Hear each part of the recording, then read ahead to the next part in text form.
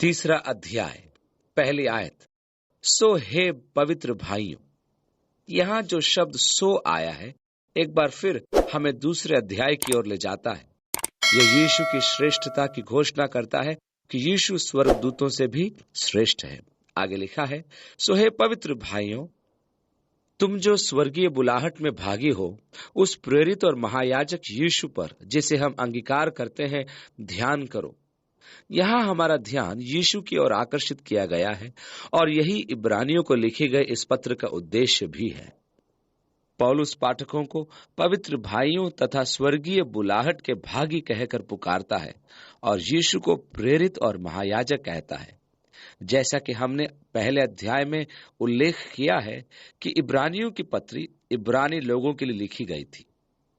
ऐसे लोग जो यहूदी विश्वास एवं रीति रिवाजों में बड़े कट्टरता से प्रशिक्षित किए गए थे। उनका एक महायाजक होता था, मंदिर के अनुष्ठान होते थे और याजकों की गरिमा को श्रद्धा अर्पित करते हुए वे जीवन व्यतीत करते थे। वे परमेश्वर से मेल करने के लिए संपूर्ण रूपेण महायाजक की मध्यस्थता पर निर्भर रहते थे और उनके पापों के लिए वह मेल बलि चढ़ाया करता था। अतः लेखक यहाँ यीशु को महायाजक सिद्ध कर रहा है और शीघ्र ही वह उसकी श्रेष्ठता को भी दर्शाएगा। तीसरे अध्याय में लेखक यीशु की श्रेष्ठता मूसा पर भी दर्शाता है, क्योंकि याजक वर्ग की रचना मूसा ने ही की थी। परमेश्वर ने अपना आत्मिक परिवार मूसा के द्वारा स्थापित किया था। मूसा ने ही मंडप की स्थापना की और विभिन्न वर्गों की रचना की थी। इसलिए लेखक तीसरे अध्याय में 3 और 4 आयतों में कहता है, जो अपने नियुक्त करने वाले के लिए विश्वास योग्य था, जैसा मूसा भी उसके सारे घर में था, क्योंकि वह मूसा से इतना बढ़कर महिमा के योग्य समझा गया है, जितना कि घर का बनाने वाला घर से बढ़कर आदर रखता है। यहाँ परमेश्वर की उपमा प्रजा के लिए दी गई है। हमें नए नियम में यह कहा गया है कि कलीसिया परमेश्वर का घर है और हम राजसी याजक हैं। हम विश्वास का परिवार हैं। अतः विचार यह है कि परमेश्वर का घर कलीसिया है। ये परमेश्वर के जन हैं जिनके मध्य परमेश्वर वास करता है। पुराने नियम में इज़राइल परमेश्वर का परिवार था और मंदिर परमेश्वर का घर कहलाता था। जब सुलेमान ने मंदिर बनवाया था तो उसने उसे परमेश्वर का घर कहा था। दूसरे इतिहास के 6 अध्याय की 18वीं आयत में सुलेमान ने कहा, स्वर्ग में वरन सबसे ऊंचे स्वर्ग में भी तू न समाता, फिर मेरे बनाए हुए इस भवन में तू क्यों कर समाएगा। मेरे लिए जो महान बात है वह यह है कि परमेश्वर अपनी प्रजा के मध्य वास करने की अभिलाषा रखता है। वह जो जगत में जहां चाहे वास कर सकता है, क्योंकि संपूर्ण जगत उससे परिपूरित है, परंतु उसकी हार्दिक इच्छा यह है कि वह अपनी प्रजा के मध्य वास करे, जिससे कि हमें उसकी उपासना तथा स्तुति में उसे पुकारने का अवसर प्राप्त हो। यह एक श्रद्धा से पूर्ण सत्य है कि परमेश्वर अपनी प्रजा के मध्य वास करता है। वहां लिखा है, वह जो घर का निर्माण करता है वह घर से बड़ा आदर रखता है। यह तो प्रभु ही था जिसने घर बनाया। इस प्रकार वह घर से बड़े आदर एवं महिमा के योग्य हुआ। और आगे उसी में लिखा है, क्योंकि हर एक घर का कोई ना कोई बनाने वाला होता है। देखिए, कारण एवं परिणाम के पीछे यही विचार है। यदि कारण न हो तो परिणाम नहीं हो सकता। आप किसी इमारत को देखकर उसकी वास्तुकला की प्रशंसा में कहते हैं, मुझे आश्चर्य होता है कि ऐसी इमारत की रचना किसने की। मुझे इसके नक्शे बनाने वाले पर अचंभा होता है। यदि मैं कहूं इस इमारत को किसी ने नहीं बनाया तो यह अकस्मात ही प्रकट होगा, ये तो भूकंप के परिणाम स्वरूप प्रकट हो गया, तो आप कहेंगे कि मैं पागल हूं, क्योंकि बिना किसी कारण के कोई भी परिणाम प्राप्त नहीं हो सकता। निर्माणकर्ता न होता तो इमारत यहां न होती। यदि आप विकासवाद के सिद्धांत को मानते हैं तो अकस्मात प्रगटीकरण की प्रक्रिया संभव है, नहीं तो नहीं। प्रत्येक इमारत का कोई ना कोई बनाने वाला होता है और सबका रचयिता परमेश्वर है। इसलिए वह जो घर बनाता है वो घर से बड़े ही आदर के योग्य है। 4वीं आयत और 5वीं आयत में लिखा है, पर जिसने सब कुछ बनाया वो परमेश्वर है। मूसा तो उसके सारे घर में सेवक की नाई विश्वास योग्य रहा कि जिन बातों का वर्णन होने वाला था उनकी गवाही दे। मूसा विश्वास योग्य था।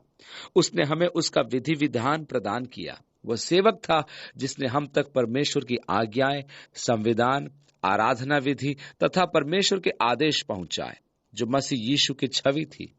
पौलुस कुलस्से की कलीसिया को अपने पत्र में लिखता है कि ये सब भावी घटनाओं की छवि थे। वास्तविक तत्व तो मसीह यीशु है।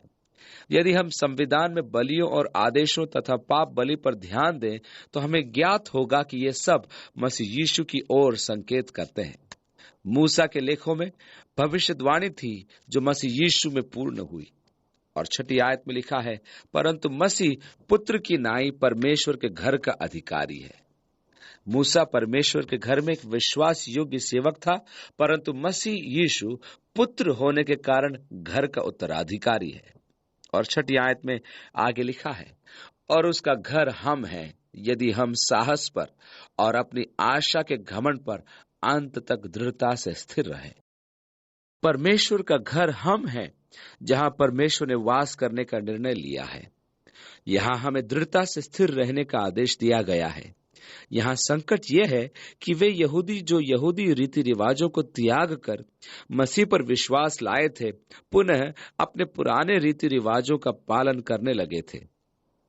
अतः लेखक उन्हें चेतावनी देता है कि वे मसीह में आशा से विचलित न हों और इस विश्वास पर आनंद करते हुए अंत तक अटल रहें।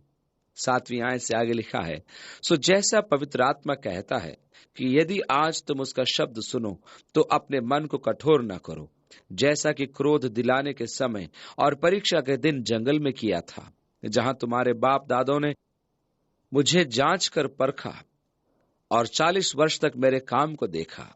इस कारण मैं उस समय के लोगों से रूठा रहा और कहा कि इनके मन सदा भटकते रहे हैं और इन्होंने मेरे मार्गों को नहीं पहचाना। लेखक 3 और 4 अध्याय में इसका संदर्भ 1-2 बार देगा जब वह मूसा पर यीशु की श्रेष्ठता को दर्शाएगा। मूसा घर में एक सेवक था जिसने उस परिवार के सदस्यों को परमेश्वर से अवगत कराया तथा उसकी व्यवस्था उन्हें लाकर दी, परंतु वह उनका मार्गदर्शन नहीं कर पाया। इस्राएल के वंशज रफीदीम के क्षेत्र में पहुंचे तो उन्होंने मूसा के प्रति असंतोष प्रकट करना आरंभ किया कि वह उन्हें नाश करने के लिए लाया है। उचित होता कि वे मिस्र में ही रहते। मूसा 40 वर्ष तक उनकी बुड़बुड़ाहट को सुनकर हताश हो गया। उसने परमेश्वर के समक्ष अपनी मनोव्यथा को रखा और कहा कि वह उनके व्यवहार से अत्यधिक दुखी है। उसका और उनका क्या सरोकार, परंतु परमेश्वर ने कहा कि वे प्यासे हैं, उन्हें पीने के लिए पानी की आवश्यकता थी। अतः वह जाए और उस चट्टान से कहे कि वह पानी उत्पन्न करे। इसलिए मूसा ने वैसा ही किया और वहां से जल की धारा फूट निकली। इस कारण मूसा ने उस स्थान का नाम मस्सा रखा, अर्थात परीक्षा, और मरीबा अर्थात झगड़ा रखा, क्योंकि इज़राइल ने वहां वाद विवाद किया था और यहोवा की परीक्षा यह कहकर की थी कि क्या यहोवा परमेश्वर हमारे बीच में है या नहीं। परमेश्वर ने मूसा को तुरंत बुलाकर यह कहा, क्या मैंने तुझे चट्टान पर प्रहार करने के लिए कहा था? मैंने कहा था कि चट्टान से कह, तू इज़राइल के मध्य मेरा प्रतिनिधि है। वे तुझ में मेरा रूप देखना चाहते हैं, परंतु तूने मुझे अनुचित प्रस्तुत किया है। अतः अब तू प्रतिज्ञा के देश में प्रवेश नहीं करेगा। मूसा की अनेक विनतियों के उपरांत परमेश्वर ने उसे प्रतिज्ञा के प्रदेश में इज़राइल का पथ प्रदर्शन करने नहीं दिया। मूसा का संदर्भ देने में लेखक का उद्देश्य यह है कि मूसा, जिसने व्यवस्था का प्रतिपादन किया था, स्वयं उस देश में प्रवेश नहीं कर पाया।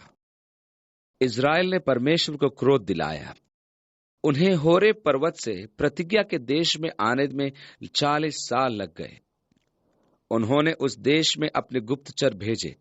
उनमें से 10 ने आकर अनिष्ट समाचार सुनाया, जिसके कारण इज़राइल में आतंक छा गया और परिणाम स्वरूप अविश्वास उत्पन्न हुआ। उन्होंने कहा, हम उस देश पर आधिपत्य स्थापित नहीं कर पाएंगे। ऐसे अविश्वासी हृदय के कारण परमेश्वर क्रोधित हो गया। उसने कहा कि उन्होंने उस पर विश्वास नहीं रखा, अतः वह पीढ़ी उस प्रतिज्ञा के देश में प्रवेश नहीं कर पाई और भटकती रही।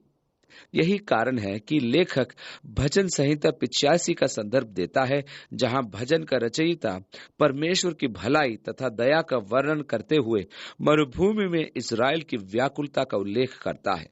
अपना अपना हृदय ऐसा कठोर मत करो जैसा मरीबा में व मस्सा के दिन जंगल में हुआ था।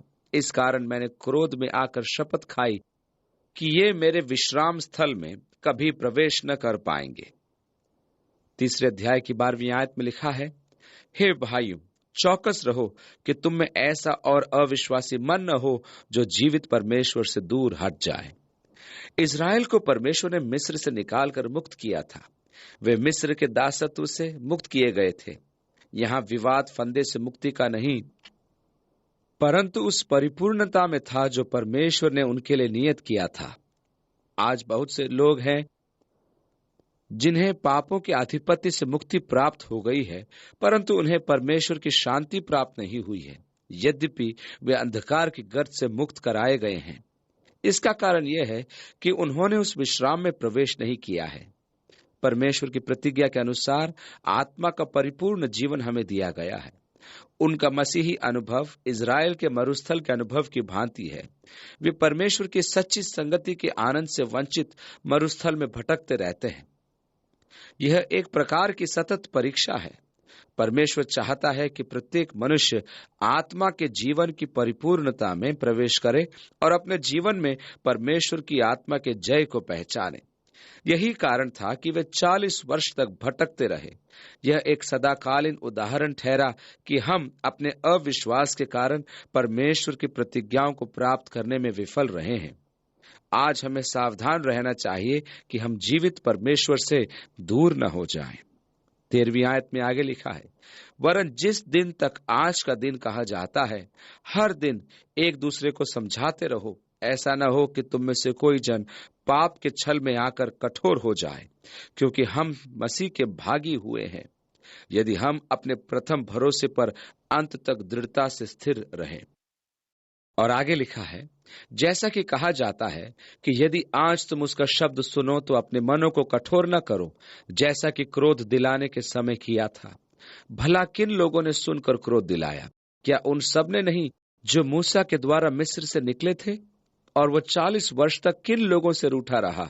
क्या उन्हीं से नहीं जिन्होंने पाप किया और उनकी लोथें जंगल में पड़ी रहीं? उसने किन से शपथ खाई कि तुम मेरे विश्राम में प्रवेश करने न पाओगे? केवल उनसे जिन्होंने आज्ञा न मानी। सो हम देखते हैं कि वे अविश्वास के कारण प्रवेश न कर सके। यहाँ हमारे लिए ध्यान देने योग्य बात यह है कि उनकी विफलता का कारण उनके विश्वास की असफलता थी। उन्होंने विश्वास नहीं किया कि परमेश्वर उन्हें उस प्रदेश में ले जा सकता है। वे अपने स्वयं को देखते थे और बैरी की सामर्थ को देखते थे, और तुलना करके वे पुकार उठे, हम कर नहीं सकते, हम प्रवेश करने में असमर्थ हैं। हमें यह ध्यान रहे कि अनेक बार हमारा अविश्वास हमें उस परिपूर्ण एवं प्रचुरता के जीवन में प्रवेश करने से रोकता है जो परमेश्वर ने हमारे लिए रखा है कि हम उसका स्वाद लें और आनंद मनाएं। हमारी मुख्य समस्या यह है कि हम स्वयं की शक्ति की तुलना करते हैं। हम जब भी अपनी आंखें परमेश्वर से हटाकर बैरी पर लगाते हैं तो भय और अविश्वास हमारे हृदय पर छा जाता है। हमें यह भली भांति जान लेना है कि हमारे पक्ष में हमारे विपक्ष की तुलना में कहीं अधिक महान सामर्थ है। 1 यूहन्ना के 4:4 में लिखा है, क्योंकि जो तुम में है वो उससे जो संसार में है बड़ा है। अतः हमारा महायाजक यीशु मूसा से श्रेष्ठ है, क्योंकि मूसा परमेश्वर के घर का सेवक था और पुत्र यीशु के घर का उत्तराधिकारी है। वो घर का निर्माण करता है। मूसा परमेश्वर की प्रजा को विश्राम में प्रवेश कराने में असफल रहा, परंतु यीशु निश्चय ही हमें उस विश्राम में प्रवेश कराएगा।